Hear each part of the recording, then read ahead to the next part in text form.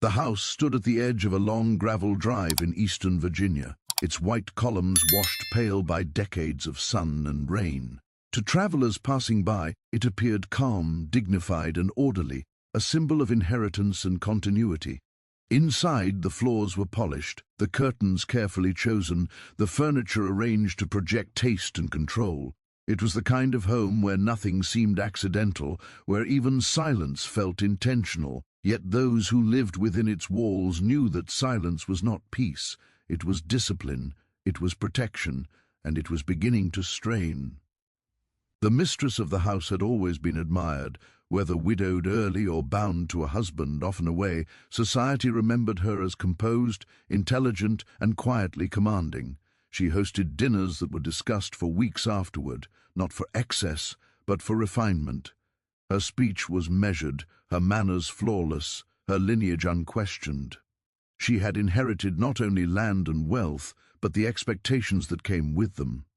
To her neighbors, she was a woman who embodied order in a world that relied upon rigid boundaries. The enslaved people who moved through her home understood those boundaries more intimately than anyone. They knew which floorboards creaked, which doors were never to be opened without permission, which rooms were reserved for certain hours and certain moods. They also knew her habits, when she woke, when she prayed, when she preferred silence. They served her meals, pressed her dresses, brushed her hair. They saw her when no one else did, stripped of performance, alone with her thoughts. Among them was a man whose presence was steady, unremarkable to outsiders, yet quietly central to the functioning of the household. He was not young, nor was he old. He carried himself with restraint learned through years of observation. His speech was careful, his eyes were attentive. He performed tasks that required trust, escorting her on walks through the property, managing certain accounts under instruction, handling correspondence that passed through the house. His intelligence was never acknowledged publicly, but it was relied upon. He understood the rhythms of the household as deeply as she did, perhaps more so. And because of that, he saw what others could not. It began with small changes. The mistress cancelled a social visit she had planned weeks in advance. Then another. She complained of fatigue, then of headaches. Doctors were summoned under pretense, arriving discreetly and leaving without explanation. Her dresses were altered, looser at the waist. Meals went untouched. The house, once alive with quiet conversation and movement, grew heavy with unspoken tension. Servants exchanged glances. Whispers followed her footsteps down the hall. In public, she blamed her health. In private, she retreated. She spent hours alone in her room, windows shuttered even in daylight. Letters arrived and were burned after reading. The enslaved man noticed how often she asked for water, how she pressed a hand to her abdomen when she thought herself unobserved. He noticed how she avoided mirrors. He understood before anyone dared to say it aloud. Pregnancy was not an unusual condition, but in her case it was impossible. There was no husband present, no acceptable explanation that would survive scrutiny.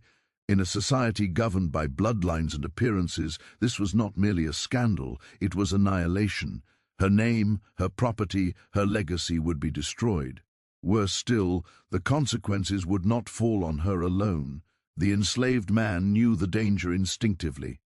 He had lived his entire life under laws that rendered him property, denied him agency, erased his humanity. And now, whether through choice, coercion, or something more complex that history would never record cleanly, he was implicated in a secret that could cost him everything. His life, already fragile under the system that governed it, had become forfeit the moment the truth took shape. The mistress said nothing at first. Silence was her shield. She continued to issue orders, to sit upright at the table, to maintain the routines that had defined her life. But the strain was visible. She watched the enslaved man more closely now, not with suspicion, but with something like fear. Their interactions grew tense, measured, heavy with meaning that could never be acknowledged. At night, the house listened. Floorboards whispered, curtains shifted. The enslaved quarters buzzed with speculation, though no one spoke openly. Everyone understood the stakes. To speak was to invite punishment. To guess wrong was to invite death. And so the house held its breath. The mistress's dreams betrayed her. She woke in cold sweats, haunted by visions of exposure, neighbors arriving unannounced, servants turning their eyes toward her with knowing expressions, a child born with features that could not be explained away. She imagined the whispers, the courts, the documents that would strip her of everything she had, raised to believe was hers by right.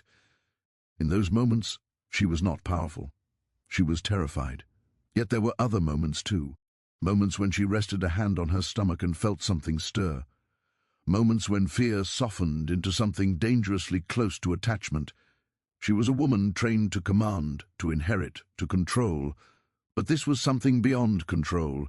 It unsettled her in ways she could not articulate. The enslaved man did not speak unless spoken to. His restraint was his armor. He continued his duties, adjusted his posture, lowered his gaze. But inside, his thoughts were relentless. He knew the law. He knew the stories. Enslaved men accused of far less had been sold, beaten, killed. A white woman's reputation could be salvaged through lies and paperwork. His could not. He began to prepare quietly. He memorized escape routes through the woods. He listened for rumors of sales or transfers. He noted the behavior of overseers, the mood of the mistress, the tone of the household. Survival had always required vigilance. Now it demanded perfection. As the months passed, concealment became impossible. The mistress withdrew completely from society. Guests were turned away, letters unanswered. Her absence became a subject of speculation among neighbors, but speculation was safer than truth. No one wanted to look too closely. The lie, unspoken, protected everyone. Doctors were bribed, servants were threatened. One young maid who asked too many questions was sold south without explanation. Another was dismissed and sent away. The house grew emptier, quieter, more controlled. Every remaining person understood that loyalty was no longer optional. Inside her room, the mistress wrestled with impossible choices. To deny the child was to deny herself something she could no longer unfeel. To acknowledge it was to risk ruin. She considered sending the child away after birth, declaring it dead, orphaned, or unrelated. She considered fleeing. She considered confession. Each option carried its own destruction. The enslaved man was never invited into these decisions. His role was to endure, yet his existence shaped every one of them. She knew, even if she never said it, that her fate and his were now entangled in ways that defied the laws that claimed to govern them both. The house continued to stand, immaculate and composed. To the outside world it remained a symbol of Virginia gentility. Inside it was a pressure chamber, every breath measured, every glance weighted. History often remembers such houses for their architecture, their portraits, their land. It rarely records the moments when everything nearly shattered. As winter approached, the mistress stood at her window and watched the fields turn grey. She placed a hand on her swollen body and whispered a prayer she had never been taught. Somewhere in the house, the enslaved man paused in his work, sensing the shift in air, the approaching moment when secrecy would no longer suffice. What had begun as silence was becoming a reckoning, and the house, with all its polished surfaces and inherited power, could not hold the truth forever. The second phase of secrecy did not arrive with drama, but with weight. It settled into the house like humidity before a storm, thickening the air and altering the way everyone moved. What had once been suspicion hardened into certainty among those closest to the mistress, though no one dared to speak it aloud. Silence became enforced not just by fear, but by necessity. The truth, once glimpsed, could not be unseen, and knowing it meant becoming complicit in its concealment. The mistress no longer ventured beyond the boundaries of her land. Her carriage sat unused, its wheels slowly gathering dust. Invitations from neighboring families went unanswered, then quietly ceased. In the social world she had once navigated with effortless command, absence was noticed, but questions were discouraged by custom and convenience. People preferred ignorance when knowledge threatened comfort. A woman of her standing was afforded that mercy, even as whispers traveled beneath polite conversation like an undercurrent. Inside the house, however, there was no escape from reality. The enslaved women who dressed her body felt the undeniable changes beneath fabric. They adjusted stays and gowns, their hands steady, their faces carefully neutral. They understood the danger of expression, the cost of curiosity. Each of them had witnessed what happened to those who noticed too much, asked too many questions, lingered too long. Their silence was not loyalty, it was survival. The enslaved man remained close, closer than before. The mistress relied on him increasingly, though never openly. He delivered messages, arranged schedules, ensured that certain doors remained closed and certain people remained distant. She trusted his discretion because she had no choice. Trust, under such circumstances, was not built on mutual respect but on mutual risk. The secret bound them together in a way that defied the hierarchy written into law. At night, when the house quieted, the mistress's composure often failed her. She paced the floor of her bedroom barefoot, listening to the sounds of the estate settling into darkness. The weight of what she carried was not only physical, it was historical. She knew the rules of the world she inhabited, knew how unforgiving it was to women who crossed its invisible lines. That the line she had crossed involved a man she legally owned only deepened the terror. The contradiction was unbearable. Absolute authority entangled with absolute vulnerability. Doctors came and went under strict instruction. They spoke in careful euphemisms, their eyes averted, their questions limited. Payment was generous, silence was expected. Even so, the mistress watched them closely, measuring every pause, every glance, every hesitation. She knew that her fate depended not only on her own discipline but on the restraint of others. One careless word, one raised eyebrow could unravel everything. The enslaved man understood that restraint intimately. He had always known that his existence ended on obedience, but now obedience was no longer enough. He had to be invisible in a new way, careful not to draw attention, careful not to disappear entirely. He moved through the house with deliberate neutrality, neither eager nor withdrawn. He avoided eye contact when others were present, yet remained acutely aware of how closely he was being watched. There were moments when their eyes met in passing, brief and charged, heavy with everything that could not be said. In those moments, the imbalance of their positions felt especially cruel. The mistress could command, deny, erase. He could only endure. And yet, paradoxically, the secret had shifted something fundamental. For the first time, she needed him not as property, but as a human being capable of discretion, understanding, and restraint. That need unsettled her more than she cared to admit. As her condition progressed, the house underwent subtle changes. Rooms were repurposed. A wing once used for guests was closed off entirely. Supplies were ordered under vague pretenses. A midwife was identified, then quietly dismissed in favor of another, more discreet. Each adjustment was small enough to escape notice on its own, but together they formed a web of deception that required constant maintenance. The enslaved quarters felt the tension acutely.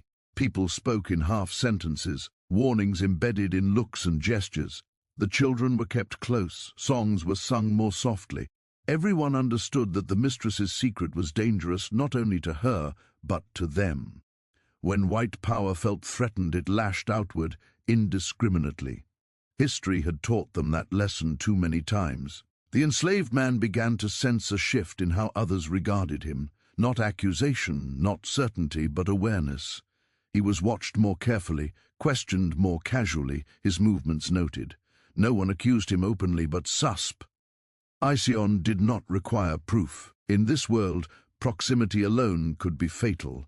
He adjusted accordingly, limiting his presence, deflecting attention, ensuring that his actions remained unremarkable. The mistress, meanwhile, wrestled with a growing contradiction inside herself. Fear still dominated her thoughts, but it was no longer alone. There were moments, dangerous moments, when she allowed herself to imagine a future beyond exposure. She imagined holding the child, protecting it, shaping its destiny. These thoughts were immediately followed by guilt, then terror. How could she protect a child whose very existence threatened everything she was? How could she love something that embodied the collapse of the world she had inherited? Her reflections were shaped by the stories she had grown up hearing. Blood mattered, lineage mattered, property followed the father. And yet the law did not recognize the humanity of the man whose blood now flowed in her veins burden. The child she carried would be born into a legal contradiction, white by the mother's claim, enslaved by the father's condition. The implications were monstrous, and the law offered no mercy. The enslaved man understood this too. He had seen children taken from their mothers, sold away, erased from memory. He had seen white men claim enslaved women's bodies without consequence, their children absorbed into the machinery of bondage. This was different, and that difference was dangerous. A white woman carrying the child of an enslaved man was not a transgression the system knew how to forgive. Someone would pay. History suggested it would not be her. He began to consider outcomes he had never allowed himself to imagine before. Escape, exile, erasure. Each option carried its own risks. To flee might draw suspicion. To remain might mean destruction. He weighed these possibilities in silence, knowing that his fate was no longer entirely his own. The mistress sensed his distance and mistook it for judgment. She resented him for it, even as she relied on him more than ever. Her emotions turned inward, folding over themselves. She was angry at the world, at the laws that constrained her, at the man whose existence now mirrored her vulnerability. And beneath all of it, she was afraid of discovery, afraid of loss, afraid of herself. As the seasons turned, the pressure intensified. The child moved within her, undeniable, relentless. Each movement was a reminder that time was running out. Plans had to be made, stories finalized, witnesses managed. She began drafting letters that were never sent, wills that were rewritten and rewritten again. Her legacy, once secure, now depended on fiction. In the quiet moments before sleep, she sometimes imagined what history would say of her. She imagined being remembered as foolish, immoral, mad. She imagined being forgotten entirely. The house, with all its careful order, began to feel like a tomb, preserving appearances while burying truth. The enslaved man, lying awake in his quarters, listened to the same night sounds and felt the same approaching reckoning. He knew that whatever choice the mistress made, he would bear its consequences. His body, his freedom, perhaps his life hung in the balance. Yet he also understood something else. Something fragile and dangerous. For the first time, his existence mattered in a way that could not be denied. Session 2 closes in this suspended state, where power is uncertain, silence is enforced, and every breath carries consequence. The house still stands, the secret still holds, but the balance has shifted, and everyone within those walls knows that the truth is no longer a distant threat. It is approaching, inevitable, and it will demand a price. The night the child came into the world did not announce itself with thunder or cries that carried across the fields. It arrived quietly, deliberately, as though the house itself understood the necessity of discretion. Heavy curtains were drawn tight long before dusk, lamps were dimmed, and only a handful of people were permitted near the mistress's chamber. Each of them had been chosen not for kindness, but for silence. Silence in this moment was the most valuable commodity the house possessed. The mistress lay rigid against the pillows, her body betraying her composure with every wave of pain. For months she had maintained control through posture, through ritual, through denial. Now control slipped from her grasp, sweat soaked her hairline, her breath came shallow and sharp. The weight of history pressed harder than the child itself. This birth was not simply an ending of secrecy, it was the beginning of consequences. The midwife moved with practiced efficiency, her face unreadable, her voice low. She had been paid well and warned clearly. No names would be spoken, no questions asked. What happened in this room would remain here, buried under obedience and fear. She had seen many births, many complications, but never one that carried such peril. She understood the stakes instinctively. The law did not need to be present to be felt. Outside the chamber, the house waited. The enslaved women who had attended the mistress throughout her confinement sat rigidly in the hallway, their hands folded, their eyes downcast. They did not speak. They knew that what emerged from that room would alter lives far beyond their own. Each of them had witnessed children taken, sold, erased. They had learned that birth did not guarantee belonging. Sometimes it marked the beginning of separation.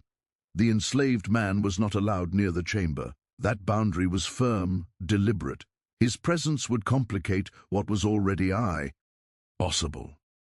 Yet he was closer than anyone realized, standing in the shadows of the corridor, listening to sounds that reached him in fragments. A sharp intake of breath, a muffled cry, the low murmur of the midwife. He did not need to be told what was happening. He felt it with every measured breath. When the child finally arrived, the room fell silent. The mistress turned her head sharply, eyes wide, searching the midwife's face for answers before they were spoken. The child cried then, a small, piercing sound that cut through the careful quiet of the house. The midwife lifted the baby, her practiced hands pausing for just a fraction of a second longer than necessary. That pause was everything. The child's features were unmistakable, not enough to announce themselves boldly, not enough to invite immediate accusation, but enough to terrify, enough to destroy any illusion that this birth could be explained away without effort. The mistress saw it too, her breath caught, not with relief but with calculation. The child was cleaned, wrapped, placed against her chest. In that moment, something in her shifted.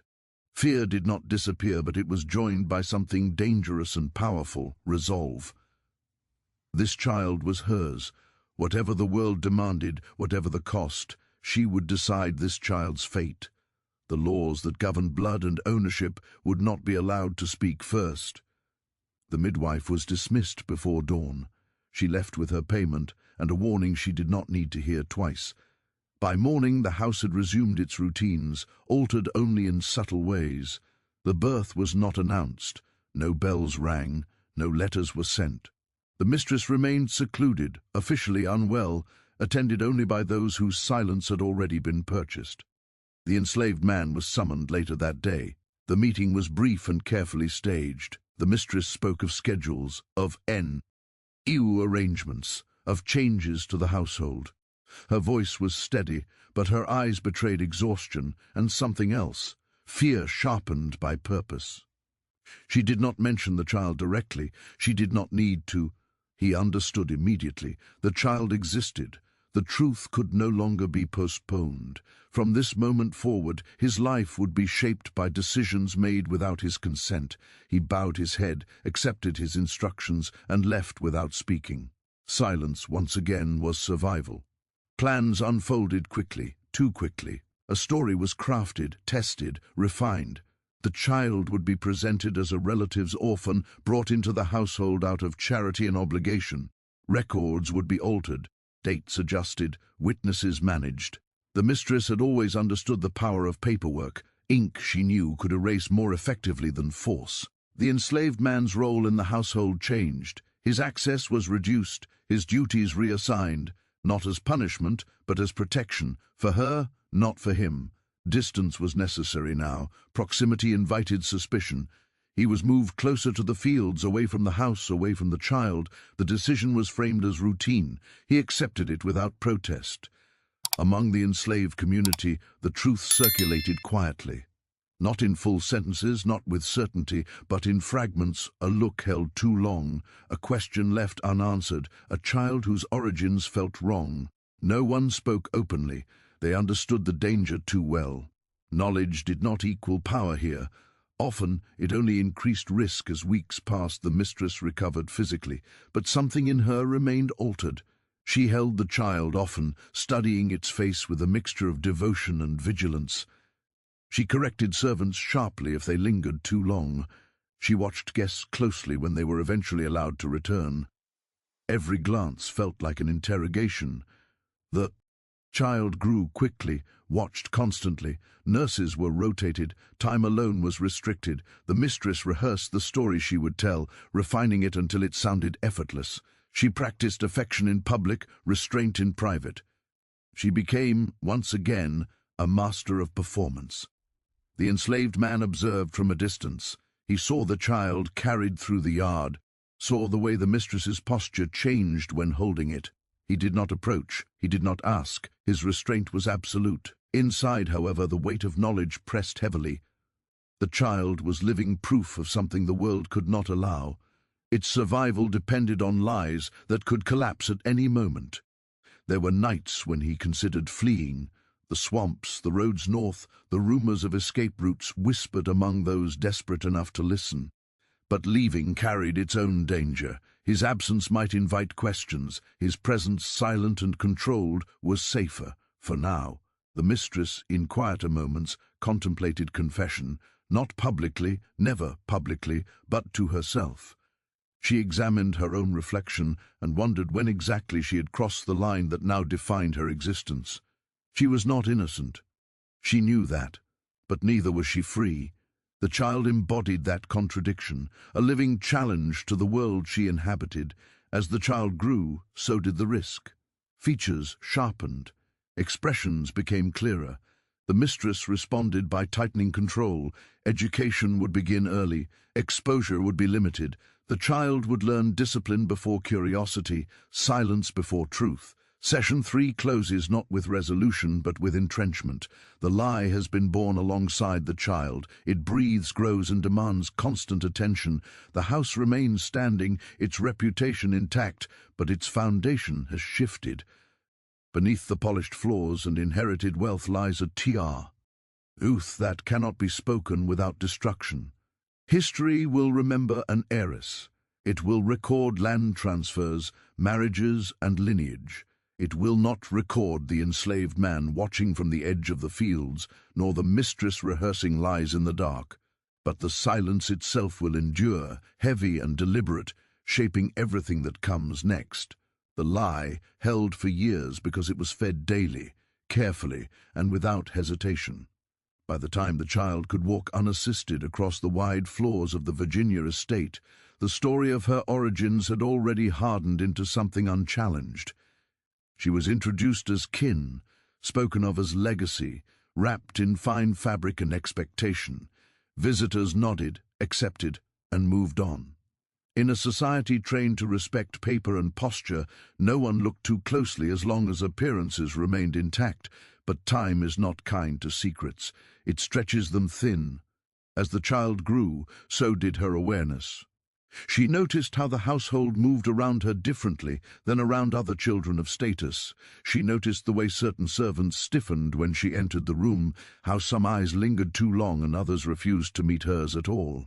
She noticed that she was watched constantly, not with warmth alone, but with vigilance. Love, she learned early, could feel like surveillance. The mistress aged faster than she expected. Worry carved lines into her face that wealth could not erase. Each year brought new calculations. Schooling had to be selective. Travel had to be controlled. The girl was taught what to say, how to behave, when to remain silent. Questions were answered vaguely or redirected entirely. Curiosity, when it surfaced, was treated as a flaw to be corrected. The enslaved man remained alive but distant, his presence carefully managed like a hazard that could not be removed. He aged too, though differently. Years of labor bent his shoulders, but his eyes remained sharp, always measuring. He saw the girl often, though never directly acknowledged her. He saw her reflection in windows, her figure crossing the yard, her posture mirroring the mistress's in ways that unsettled him deeply. There were moments when their paths nearly crossed. A dropped book, a sudden rainstorm forcing shared shelter beneath a veranda. Each time the house seemed to hold its breath. Nothing was spoken, nothing needed to be. The danger lay not in words, but in recognition. As adolescence approached, the illusion became more fragile. The girl's features matured, and with them came whispers, not accusations, not yet, but murmurs that slid between conversations at gatherings and church pews. Someone remarked on her eyes, another commented on her complexion during summer months. The mistress responded with charm sharpened by threat. Smiles were deployed, reputations were quietly destroyed when necessary. Still, doubt crept in. The girl herself began to feel it most acutely. She sensed that there was something about her that made rooms tense. She overheard fragments of conversations that stopped abruptly when she appeared. She learned, instinctively, to read faces for what was not being said. Her questions grew more precise, her silences more deliberate. One night she confronted the mistress. Not angrily, not dramatically, but with the quiet persistence of someone who has already begun to understand that truth is being withheld. She asked why she was never allowed to leave the estate without supervision, why her education was so carefully controlled, why certain servants looked at her as though they were seeing something forbidden. The mistress listened without interruption. When the questions ended, she answered none of them. Instead, she spoke of danger, of a world that punished difference, of the necessity of protection. She spoke as though love alone justified secrecy. The girl listened, absorbing not reassurance, but confirmation that something fundamental had been denied to her. From that night on, the balance shifted. The lie was no longer uncontested. The enslaved man sensed the change before it was visible. He noticed the girl watching him now, not with childish indifference, but with searching intensity. Their eyes met once, briefly, across the yard. In that moment, something passed between them that no language could have contained. Recognition, perhaps, or inevitability. That single glance haunted them both. The mistress reacted by tightening her control further. She began preparing the girl for marriage early, selecting suitors whose ambitions outweighed their curiosity. She saw matrimony not as happiness, but as insulation. A husband would provide legitimacy, protection, another layer between the truth and exposure. But the girl resisted, not openly, not rebelliously, but with quiet refusal. She delayed, she questioned. She grew more observant, more inward. She began keeping a journal hidden beneath floorboards, filled not with confessions, but with patterns, names, behaviors, inconsistencies. She was assembling the truth piece by piece, even if she did not yet know what it would reveal. The breaking point came unexpectedly, triggered by something small. A visiting relative, less careful than others, remarked casually on the girl's resemblance to someone on the other side of the house. The room froze. The mistress laughed too quickly. The girl did not laugh at all. That night the girl sought out the enslaved man. It was reckless, dangerous, unforgivable by every rule that governed their lives.